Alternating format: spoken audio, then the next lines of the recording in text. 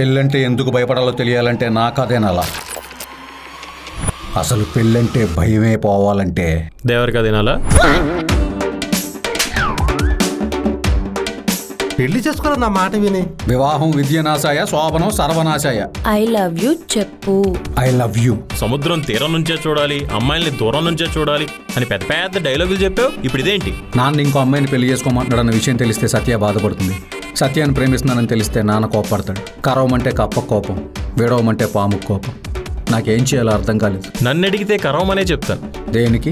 కప్ప కోపం వచ్చినా పెద్ద పీకేదేం లేదు. అదే పాము కోపం వచ్చిందనుకో ప్రాణాలు పోతాయి. దరిద్రుడు ఏరేవికి వెళ్ళినా ముళ్ళపరికిలే అని, దురదృష్టవంతుడు ఎక్కడ అడుగు పెట్టినా ఆడి జీవితం నాశనం చేయడానికి ఓ ఎదవ ఉంటాడు.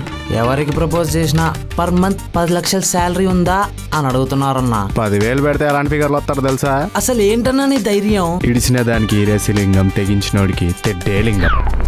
వాళ్ళ అమ్మకిచ్చిన మాట కోసం ఆ అమ్మాయి వేరే ఎవరిని పెళ్లి చేసుకోకుండా నీ కోసమే ఎదురు చూస్తూ ఉంది. మగవాడికి భార్య అవసరం ఎంతో ఉందిరా. భార్య అవసరం గురించి, భార్య విలువ గురించి మాట్లాడే అర్హత నీకు లేదు నాన్న. ఏ రోజన్నా మనిషిలో చూసావు అమ్మని? చావునన్న చస్తాను కానీ నువ్వు చెప్పిన అమ్మాయిని మాత్రం పెళ్లి చేసుకోను. నేను చెప్పేది వినవా? ఏం చెప్తావు? నాన్నకిచ్చిన మాట కోసం ఆ అమ్మాయిని పెళ్లి చేసుకుని నాకిచ్చిన మాట కోసం నన్ను కిక్గా ఉంచుకుంటావు అంతేగా? పిచ్చిగా వాగమంటే. అసలు ఆ మహిమ ఎవరు, ఎక్కడ ఉంటుంది? పోలీసులు వచ్చారు అమ్మగారు. పోలీసులా? ఎప్పుడైనా కలిసావా? మహిమ ఎవరు, ఏంటి, ఎప్పుడు కలిసా, ఎందుకు కలిసా, అసలు కలిసానా లేదో తెలియాలంటే ముందు దేవరికి తెలియాలా? I have a boyfriend. నీకెందుకురా? నేను చెప్పాల్సిందంతా చెప్పాను.